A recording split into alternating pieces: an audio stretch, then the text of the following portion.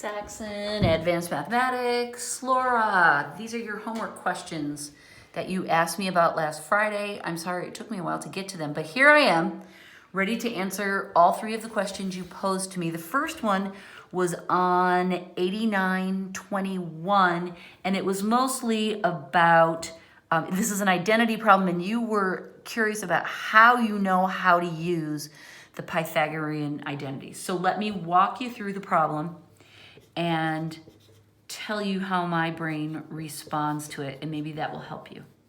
This is the problem itself.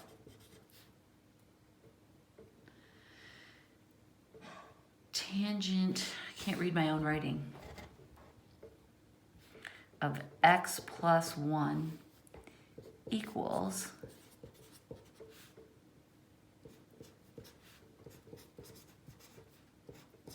okay, there's my right-hand side. That looks complicated. I go back over here. That looks complicated too. So I'm just looking at it and trying to think of what might be of interest to me. And I cue in on this numerator because we don't usually see cubes, right? We're used to now seeing squares in our trig identities, and that calls in all of those Pythagorean identities, right? The 9 of them, plus some of our double angle identities have squares, but we don't really see cubes very often. The last time we really saw cubes a lot was in Algebra 2 when we talked about the difference, the sum and difference of two cubes theorem. Oh. What is that? Well, that was saying that if you have something that looks like this, a cube and a cube that are added together, the formula for that was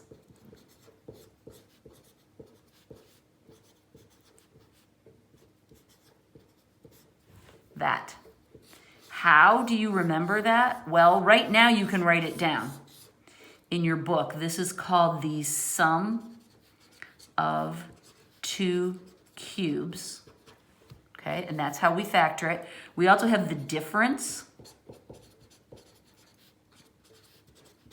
of two cubes, and that is a situation like this, and what you have is a minus b, like so.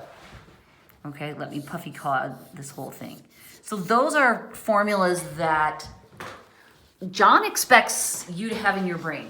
And I want you to have them in your brain. I know it's not that easy, but this we need to carry forward with us. So much of algebra we need to carry forward with us because we use all these little pieces to do other things. So I recognize that I can factor this tangent cubed 3 so that it looks like this. All right, it's both, right? Because this is the, 1 is a perfect cube, right? It's 1 times 1 times 1. So I know that if I'm going to use this, A is equal to tangent of x and B is equal to 1, right? Both are perfect cubes in this expression. So I'm going to do this. So I'm going to write tangent of x plus 1 quantity times tangent squared x minus, and I multiply the 2 by 1, tangent of x, plus b squared is 1. See, I'm filling in these two values in this formula to factor that numerator in a new way. Now I'm going to put it over the existing denominator. Look what happens. This quantity cancels with that one. And now I have a new numerator. A new numerator, tangent squared x minus tangent of x plus 1. Now, my brain does not readily recognize every single one of the 9 Pythagorean identities, but I see a squared there, and I see a secant squared over there, and I think, isn't there a Pythagorean identity that links tangent and secant? So I grab my paper, and P.S., this is exactly what I want you to do. I want you to get a little inkling, but then grab your notes. and I look at this and I go, ah, okay, I think I have one of these scenarios here. The tangent squared theta plus 1. Maybe I have that. Yes, look. Here's the tangent squared theta, and here's the plus 1. I can cancel those out and have secant squared theta instead. Oh, it should be x, sorry. So I take those out, I sub this in, I glance back to see how I'm doing, and look, I got it. Yay. So, how did I know how to do that? I had to recognize the method of factoring, the sum of two cubes, and I reminded you of those two formulas, sum and difference of two cubes, right? This is the sum, and this is the difference, which you can see there's a minus, there's a plus. I factored it accordingly. I saw an easy cancel, and then I looked back to my data page to see, can I link this tangent squared x with this secant squared x somehow, and I found the identity that works right there. So what I recommend is that when you're working these identity problems, keep your data page close. You're meant to memorize these. You're meant to be able to extrapolate some of the formulas from the others, right? You don't have to memorize every single one, but you're not expected to be able to hold these all in your head as you're looking at a problem like this. It's perfectly fine to go back to your page that you created from memory and from process, and then use this information here. This is a resource that lives in your brain, but if you write it down on paper, it's a lot easier to use. Do not expect to hold all this in your head and be able to connect the dots. You won't be able to. You need to be able to look at this sheet and visually see the connections. Oh, at least I do. I need that visual connection. I suppose there are some students who might carry it in their heads, but I don't recommend that. Write it down and use this page as a helpful tool. Okay, so that got us through the first problem. Let's go to your second request, which was 8925.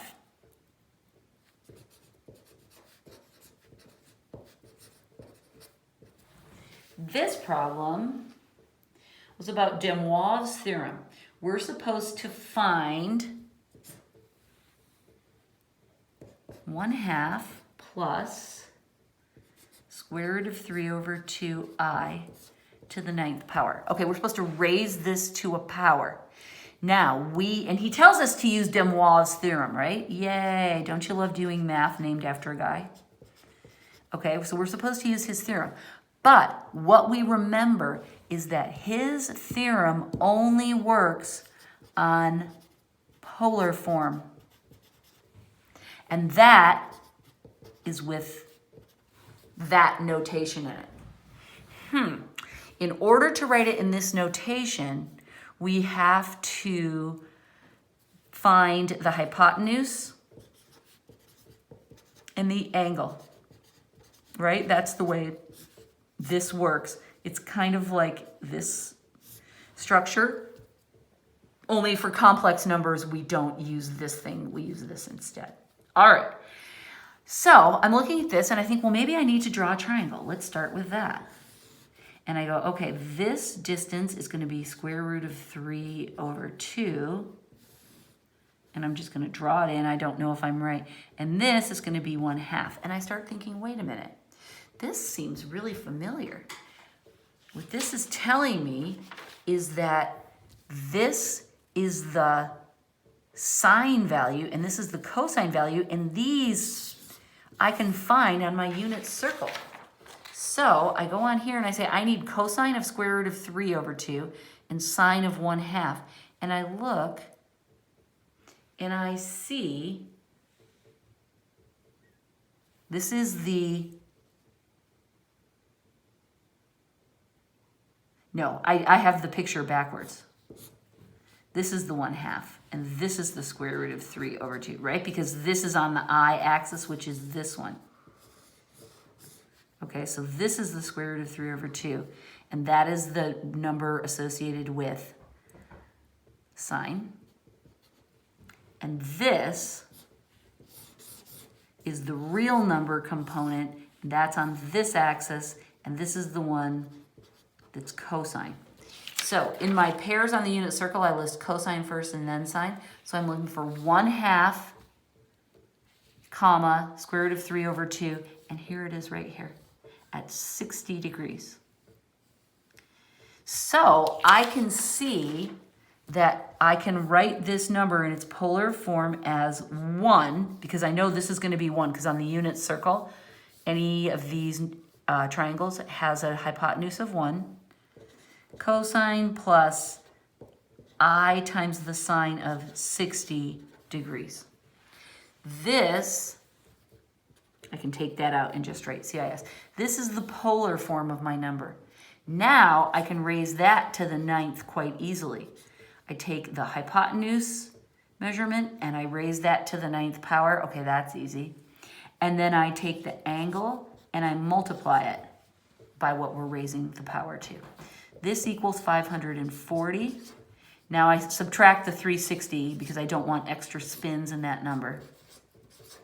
So now I see that this number raised to that power is 180 degrees. Oh, beautiful, right? Is that the final answer? No, John wants it back in rectangular form. This is polar form. Ay, ay, ay. How do I get from polar back to rectangular? Well,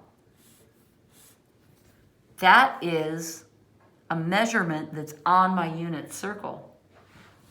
So I know this little format tells me I'll multiply it 1 times the cosine of 180 plus the sine of 180 times I.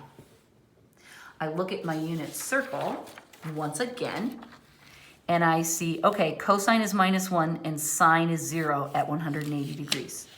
So I can write 1 times -1 plus 0I, right? Because at 180, cosine is -1 and sine is 0. So I plug those values in, I multiply by 1, that's pretty easy, and so I get for my final answer, -1. The hardest thing about complex numbers and moving them back and forth between polar and rectangular coordinates is just that it looks so crooked. We can do it all day long with real numbers. I know you feel confident with that, but there's something about this cis form that makes everybody go weak in the knees. But that's how you do it. Will there be a problem like this on the test? Yeah, there will. Count on it. All right. So that's our unit circle. That was useful. And your third problem is 92.11. And that's a half angle identity. I'm going to give you a few tips on this one, but I'm not going to work it all the way through because I think you can do it just fine. Let me get the original problem in front of me. 92.11. No, that's not it. Find the sine of 165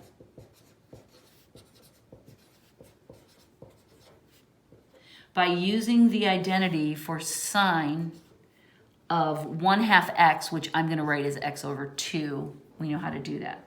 Use exact values. Okay, what is he even talking about? We stop and consider it, and I realize, oh, what he's saying is if 165 is a random number, it's not on our unit circle. But if you double this to 330 and say, let's divide that by 2 because that's the same thing, right? The sine of 165 is equal to the sine of 330 divided by 2. This is on our unit circle. Now, it's not as easy as just dividing it by 2, right? We know that you have to use a formula, right? We call it our half angle identity.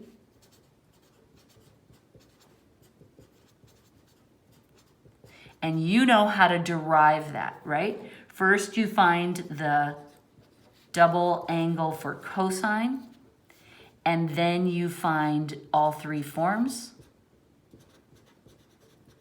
And then you take one of them and you can develop the angle, the identity for cosine of x over 2. You know how to do that. That was lesson 90, I believe. Yes, if you need a refresher on how to do that. Then, once you develop this, you can plug in for x 330 degrees, because 330 over 2 will give you the 165. And then once you've got that formula developed, that identity developed,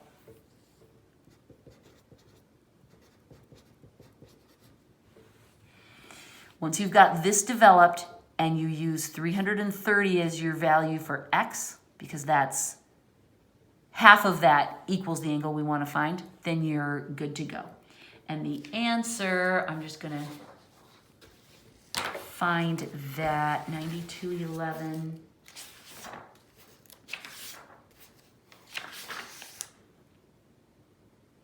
The answer will just be the simplified form of the identity.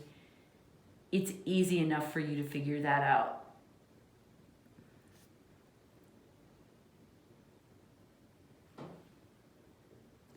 And that is, the final answer is square root of 2 minus the square root of 3 over 2. If you have any problems getting from here to here, let me know this Friday. I have confidence in you. I think you can do that. Hopefully this is the part that brings you some illumination. All right, Laura, let me know how this helps. Text me once you've had a chance to look through it. Thank you. Goodbye.